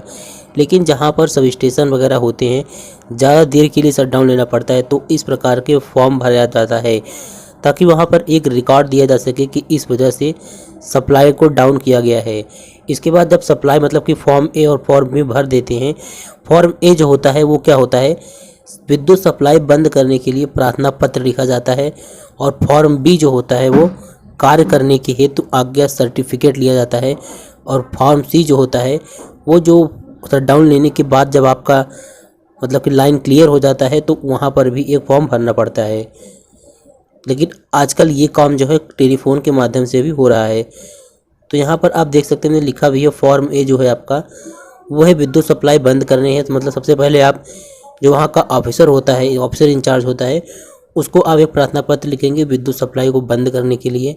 फिर फॉर्म भी भर के बताएंगे कि कार्य करने हेतु आज्ञा सर्टिफिकेट आपको मिलेगा। इसके बाद आपको लाइन क्लियर हो जाने पर लाइन क्लियर का फॉर्म भी भरना पड़ेगा। और आजकल हमने बताया यह प्रक्रिया टेलीफोन के माध्यम से भी किया जा रहा है। अब देखिए, सिलेबस के अकॉर्डिंग जो आपका अगला टॉपिक है वो है patrolling and visual inspection of line. तो इसका मतलब क्या होता है, इस हेडिंग का मतलब समझा देते हैं, इसके बाद आगे आपको समझाते हैं। तो देखिए, patrolling and visual inspection of line का मतलब होता है, जैसे कि आप लोगों ने देखा होगा कभी कभी रात्रि में जो मतलब कि पुलिस की गाड़ी होती है वो क्या करती है, पेट्रोलिंग का कार्य करते हैं। कहने का मतलब वो सड़क पर निकलते हैं और चीज़ों का निरीक्षण करते हैं कि कहाँ पर क्या हो रहा है, कोई दुर्घटना जैसी कुछ है तो नहीं। तो उसी का मतलब वही मतलब होता है यहाँ पर पेट्रोलिंग, इसी को बोला जाता है। पेट्रोलिंग मतलब होता है कि निरीक्षण करना, निगरानी करना, यही पेट्रोलिंग का मतलब होता है। पेट्रोलिंग को हिंदी में बोलते हैं गश्त। तो आपने न्यूज़पेपर में पढ़ा होगा गश्त, ये वर्ड न्यूज़पेपर में पढ़ा होगा। बाकी यहाँ पर इलेक्ट्रिकल में पेट्रोलिंग का मतलब है कि जैसे क्या होता है, कभी कभी जब आंधी तूफान या बारिश ज़्यादा हो जाता है, इसके बाद जो इलेक्ट्रिक पोल्स होते हैं वो गिर जाते हैं, कहीं पर वायर गिर जाते हैं, तो क्या होता है, तो वहाँ पर पेट्रोलिंग किया जाता है। मतलब कि पैदल चलकर जहाँ पर इलेक्ट्रिक पोल होते हैं सब देखा जाता है कि कहाँ के ओवरहेड वायर, ओवरहेड लाइन जो है सही है, कहाँ का ख़राब हो चुका है, मतलब सुरक्षा से संबंधित सभी चीज़ों को देखा जाता है। तो यहाँ पर देखिए, निगरानी करने के लिए प्राधिकृत व्यक्ति द्वारा लाइन मतलब जो ओवरहेड लाइन गया है उसको नियमित निरीक्षण किया जाता है, जिसे कि पेट्रोलिंग या गश्त कहते हैं। अब देखिए यहाँ पर निगरानी रखने के लिए सुरक्षा गार्ड द्वारा किसी क्षेत्र की नियमित यात्रा को पेट्रोलिंग कहा जाता है। तो आपको समझ में आ गया होगा पेट्रोलिंग का मतलब क्या होता है। तो मतलब जहाँ पर इलेक्ट्रिक पोल्स, वायर्स वगैरह गए होते हैं, पैदल चलकर देखा जाता है कि कहाँ ओवरहेड लाइन और इलेक्ट्रिक पोल की स्थिति क्या है, सही है कि नहीं, ये सब चीज़ें यहाँ पर निरीक्षण किया जाता है। अब यहाँ पर देखिए, फिर आगे आप समझेंगे तो आपको अच्छे से समझ में आ जाएगा। देखिए, ओवरहेड लाइन का गश्ती दल द्वारा समय समय पर निरीक्षण किया जाता है तथा गश्ती दल दृश्य निरीक्षण करके मुख्य बातें निरीक्षण नोट में लिख लेता है। ओवरहेड लाइन का पेट्रोलिंग तथा दृश्य निरीक्षण दो प्रकार से किया जाता है। पहला होता है फ्रॉम ग्राउंड, मतलब ग्राउंड से ही, ज़मीन से ही देखते हैं, और दूसरा होता है फ्रॉम पोल टॉप, मतलब खंभे पर चढ़कर। हमने आपको बताया जो पेट्रोलिंग का मतलब ही होता है कि देखभाल करना। तो जो दृश्य निरीक्षण करेंगे हम, मतलब देख के निरीक्षण करेंगे, वो दो प्रकार से हो सकता है। पहले तो ग्राउंड से देखेंगे पोल को कि कोई दिक्कत नहीं है, और फिर उसके बाद पोल पर चढ़कर भी उसके निरीक्षण किया जाता है। अब देखिए, अब बात आता है कि जो पेट्रोलिंग किया जाता है उसका पर्पस क्या होता है। पेट्रोलिंग का पर्पस होता है संपत्ति की देखभाल करना, मतलब इलेक्ट्रिकल से संबंधित जो भी इक्विपमेंट लगे होते हैं उनकी देखभाल करना भी पेट्रोलिंग का उद्देश्य होता है। और दूसरा है इसमें सही ग्राउंड रिपोर्ट प्राप्त करना, लाइन को सुरक्षित तथा दुर्घटना रहित बनाए रखना। तो हमने बताया कि जो इलेक्ट्रिक लाइंस गई होती हैं उन्हीं को निरीक्षण किया जाता है। तो इससे क्या होता है, अगर उन्हें कोई दिक्कत वगैरह है तो उसे जल्दी से जल्दी सही किया जाता है ताकि वहाँ पर कोई दुर्घटना नहीं हो। और यहाँ पर देखिए, पेट्रोलिंग की अवधि जो है 3 माह से अधिक नहीं होनी चाहिए। इसका मतलब पेट्रोलिंग जो है हर माह, हर तीसरे माह किया जाना चाहिए। फिर देखिए, जब आप पेट्रोलिंग के दौरान जब आप निरीक्षण करेंगे तो उसके बाद आपको एक ग्राउंड रिपोर्ट बनाना चाहिए कि किस स्थान पर क्या फॉल्ट था और क्या चीज़ें सही किया गया। इसका एक ग्राउंड रिपोर्ट बनाना चाहिए जो कि इन फ्यूचर बहुत काम आएगा कि इस जगह पर इतने समय पहले फॉल्ट हुआ था और ये इक्विपमेंट लगाया गया था। अब देखिए, इसमें अगर आप जैसे कि पेट्रोलिंग के दौरान ग्राउंड से किन किन बातों को नोट किया जाता है, ठीक है। देखिए, जब पैदल गश्ती दल मतलब कि पेट्रोलिंग द्वारा निरीक्षण करना हो तो निम्न पॉइंट को नोट करना चाहिए। कौन कौन सा, अगर बात करें पोल से संबंधित, तो खंभा अगर तिरछा या झुक गया है तो उसे भी नोट करना चाहिए। खंभे की नींव अगर धंस गई है, खंभों की नींव का धंस जाना, खंभों के भूतल पर दरार होना, खंभों के साथ नट बोल्ट का ढीला होना। तो अगर जब आप पैदल निरीक्षण करते हैं तो अगर ये सब बातें आपको दिखती हैं तो इन सब पॉइंट्स को नोट करना चाहिए और इनको जल्द से जल्द दूर करने का प्रयास करना चाहिए ताकि कोई दुर्घटना न घटे। और देखिए, इसमें अगला है, एक तो खंभों में का निरीक्षण करेंगे और दूसरा है चालक से संबंधित। चालक में क्या है, जो कंडक्टर से गए होते हैं ओवरहेड लाइन या डिस्ट्रीब्यूशन लाइन या ट्रांसमिशन लाइन के, उसमें चालक में पतंग, घोंसला आदि का फंसा होना, चालक में झोल का ज़्यादा या कम होना। फिर देखिए, चालक के मध्य अनुचित अंतराल का होना, चालक के लड़ों का टूट जाना, भूतार से संबंधित, पेड़ एवं अन्य बाधा से संबंधित। तो ये सब ऐसे पॉइंट हैं जब पेट्रोलिंग किया जाता है तो ये सब पॉइंट को नोट करना चाहिए। अब देखिए, सिलेबस के अकॉर्डिंग ही आपका अगला टॉपिक है स्पेशल इंस्पेक्शंस, मतलब कि विशेष निरीक्षण। ये भी पेट्रोलिंग का ही कार्य है। कहने मतलब इसमें भी क्या होता है, स्पेशल इंस्पेक्शन मतलब कि जब कभी आंधी तूफान, भारी वर्षा, चक्रवात या त्वरित आघात होता है तो उसके बाद किया गया निरीक्षण विशेष निरीक्षण कहलाता है। क्योंकि आप लोगों को पता होगा कि आंधी तूफान या भारी वर्षा के बाद इलेक्ट्रिक वायर जो होते हैं वो गिर जाते हैं, इलेक्ट्रिक पोल्स गिर जाते हैं।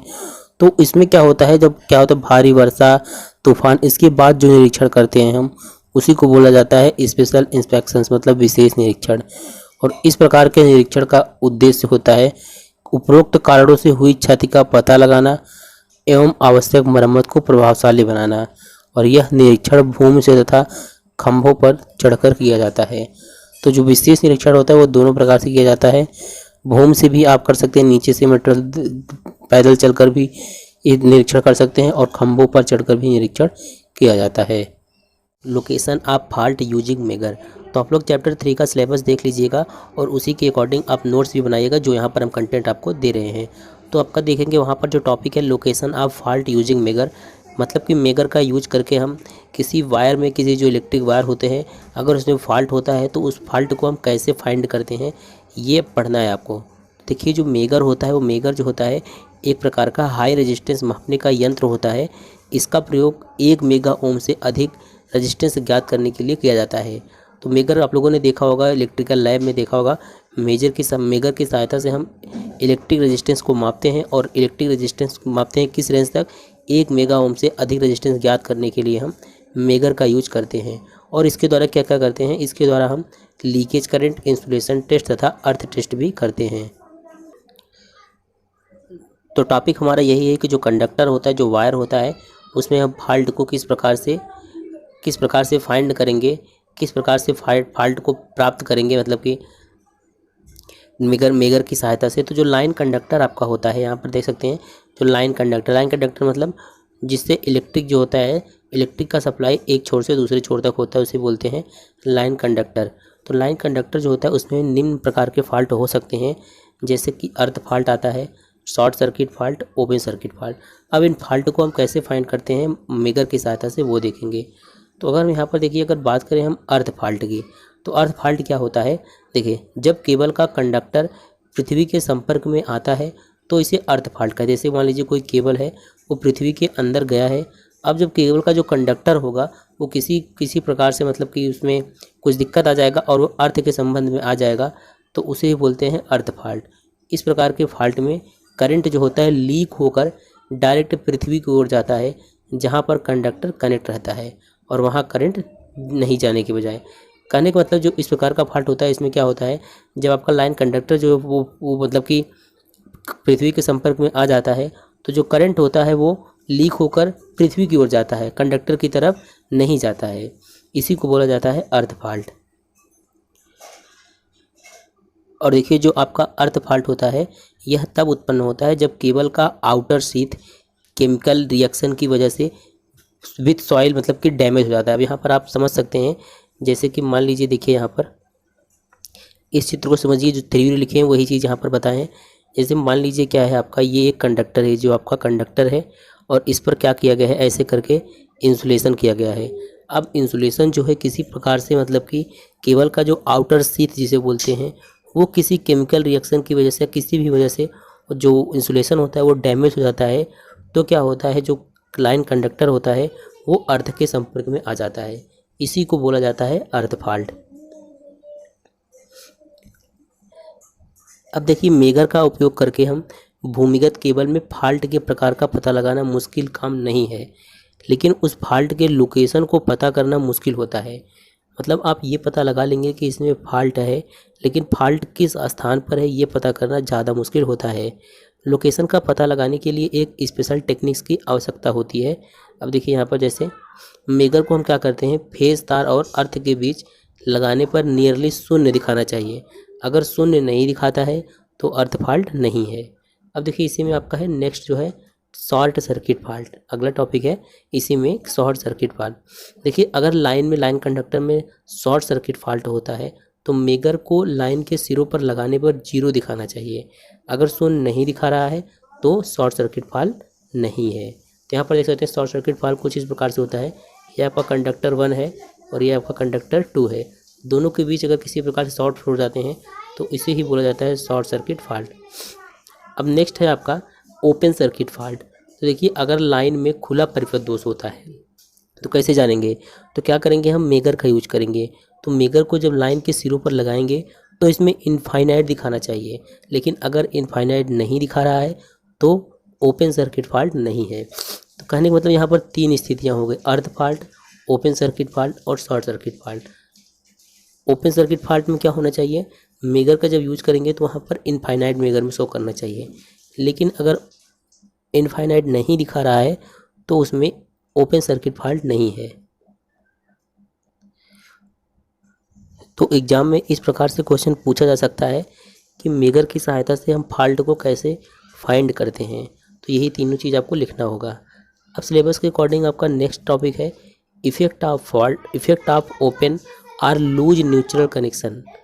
ठीक है, मतलब कि जो न्यूट्रल का कनेक्शन करते हैं अगर वह ओपन रहता है या लूज कनेक्शन करते हैं तो उसका जो सिस्टम पर क्या प्रभाव पड़ेगा। तो यहाँ पर देखिए जो सिंगल फेज होता है उस पर क्या होता है, कोई भी अप्लायंस, अप्लायंसेस का मतलब होता है आप घरेलू चीज़ें जो भी यूज करते हैं उसे अप्लायंसेस बोला जाता है। तो सिंगल फेज पर किसी भी अप्लायंसेस को चालू करने के लिए हमको न्यूट्रल और फेज दोनों वायर का सही से जुड़े होना ज़रूरी होता है।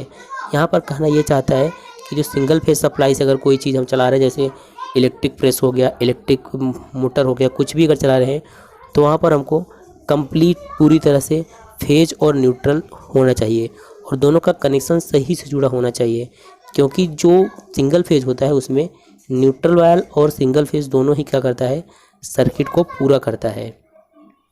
अब देखिए करंट जो होना चाहिए फेज वायर से न्यूट्रल वायर की तरफ फ्लो होता है। इफेक्ट क्या होता है, इसका इफेक्ट क्या है, इफेक्ट एक न्यूज न्यूट्रल वायर की वजह से कनेक्शन के चारों तरफ एबनॉर्मल आर्क उत्पन्न हो सकता है। अब आप सोच सकते हैं अगर कोई कनेक्शन आप जैसे यहाँ पर वायर कनेक्ट कर रहे हैं, अगर ये लूज है तो हल्का सा भी इसमें वाइब्रेंट होगा तो यहाँ पर क्या होगा, आर्क जनरेट होगा, मतलब चिंगारी जनरेट होगा। तो यहाँ पर कह रहे हैं कि जो न्यूट्रल वायर अगर हम लूज कनेक्शन करते हैं उसकी वजह से कनेक्शन के चारों ओर एबनॉर्मल आर्क उत्पन्न हो सकता है और आर्क की वजह से क्या होगा, आर्क में हीट होता है तो आर्क की वजह से न्यूट्रल वायर जो होता है अनयूजुअली हॉट हो जाता है, जिसकी वजह से क्या होता है, इसका इंसुलेशन जल सकता है। आप लोग खुद ये इमेजिन करके देख सकते हैं, अगर हम कोई कनेक्शन न्यूट्रल हो या फेज हो कुछ भी हो, अगर हम उसको लूज कनेक्शन करते हैं तो थोड़ा सा भी हिलने पर या वाइब्रेट होने पर उसमें आर्क जनरेट होगा और आर्क की वजह से जो अगर आपका जो वायर का इंसुलेशन है वो जल भी सकता है। तो यहाँ पर देखिए हमने लिखा भी है कि a loose neutral wire is also the cause of the majority of the electron fires in your house. मतलब कि न्यूज न्यूट्रल वायर की वजह से आपके घर में आग भी लग सकता है। इलेक्ट्रिक फायर मतलब कि अगर लूज रहेगा तो इलेक्ट्रिक आर्क जनरेट होगा, इलेक्ट्रिक आर्क के संपर्क में जो भी चीज़ें आएंगी वो हॉट होकर जल सकती हैं। तो यही इसका इफेक्ट होता है। देखिए अगर न्यूट्रल तार खुल जाता है तो कंटिन्यूटी टूट जाता है तथा उपकरण जो होता है कार्य करना बंद कर देता है। तो ये था आपका टॉपिक कि अगर हम न्यूट्रल जो कनेक्शन करते हैं, न्यूट्रल कनेक्शन करते हैं, अगर उसको हम ओपन या लूज कर देते हैं तो उसका क्या इफेक्ट होगा। और साथ ही ये इंपॉर्टेंट क्वेश्चन है, एग्जाम में भी आ सकता है। अब देखिए सिलेबस के अकॉर्डिंग जो आपका अगला टॉपिक है provision of proper fuse on service line and their effect on system. मतलब कि सर्विस लाइन पर प्रॉपर फ्यूज का प्रोविज़न देखेंगे और इसका सिस्टम पर क्या इफेक्ट पड़ता है ये देखेंगे। ठीक है, तो देखिए यहाँ पर जो सर्विस लाइन होता है, सभी सर्विस लाइन जो होता है ओवरहेड लाइन और अंडरग्राउंड लाइन पर फ्यूज़ का उपयोग किया जाता है। अब आपके मन में होगा कि सर्विस लाइन किसे बोलते हैं, तो आपको घरों तक जो लाइट आती है, जो घरों तक मतलब जो ट्रांसफार्मर से जो वायर आता है, कंडक्टर आता है आपको घरों तक, उसे ही बोला जाता है सर्विस लाइन। तो जो सभी सर्विस लाइन होता है वहाँ पर ओवरहेड लाइन और अंडरग्राउंड लाइन पर फ्यूज का उपयोग किया जाता है। जी ध्यान से आप समझिए, समझ में आ जाएगा आपको। देखिए सभी सर्विस लाइन से घरों को सप्लाई लेते समय सर्विस लाइन तथा एनर्जी मीटर के बीच में फ्यूज लगाना चाहिए, क्योंकि अगर 2 मीटर तथा लाइन, आप लोगों ने देखा होगा जो घरों में एनर्जी मीटर लगा होता है वहाँ पर जो घरों सप्लाई देते हैं तो जो सर्विस लाइन होती है और एनर्जी मीटर उनके बीच में हम एक फ्यूज़ लगाते हैं, क्योंकि अगर 2 मीटर तथा लाइन के बीच में होता है तो फ्यूज क्या होता है, पिघल जाता है और वो सप्लाई को रोक देगा तथा सर्विस लाइन के ऊपर कोई प्रभाव नहीं पड़ेगा, केवल घर की सप्लाई बंद हो जाए। कहने का मतलब जैसे कि यहाँ से अगर सप्लाई आ रहा है तो यहाँ पर हम क्या करेंगे, एक फ्यूज़ लगा देंगे। ठीक है, ये फ्यूज़ है और इसके बाद आपका ये एनर्जी मीटर है। तो इस प्रकार से हम जो सर्विस लाइन में क्या होता है फ्यूज का उपयोग किया जाता है। अब देखिए अगला टॉपिक इसी में आपका कि causes and dim and flickering light, मतलब कि डिम और फ्लिकरिंग लाइट जो होता है उसका क्या कारण होता है। जैसे कभी कभी होता है लाइट डिम करता है, और फ्लिकरिंग मतलब फ्लिकर मतलब होता है कि जलते रहना, मतलब कि जलना बंद होना जल्दी जल्दी, तो इसी को बोलते हैं फ्लिकरिंग। तो डिम और फ्लिकरिंग लाइट का क्या कॉज होता है, क्या रीज़न होता है। तो देखिए मैंने आपको बताया न्यूज़ न्यूट्रल की वजह से वोल्टेज जो होता है हाई एंड लो हो जाता है। अब न्यूज़ न्यूट्रल वायर के कारण वोल्टेज कम ज़्यादा होता है, जिससे डिम तथा लाइट का कम ज़्यादा होना होता है। फ्लिकरिंग मतलब होता है लाइट का कम ज़्यादा होना। इसके बाद देखिए डिम तथा लाइट का कम ज़्यादा होने का कारण जो होता है वो होता है loose neutral wire, terminal connection का सही नहीं होना, जले हुए या टूटे तार के कारण, खराब या जले स्विच के कारण, खराब या जले तार के जोड़ के कारण, और लोड बढ़ने के कारण भी लाइट डिम या कम ज़्यादा हो सकता है। तो इसी के साथ आपका आज का टॉपिक जो है वो समाप्त होता है। अब हम नेक्स्ट वीडियो में इसके अगले टॉपिक को कवर करेंगे।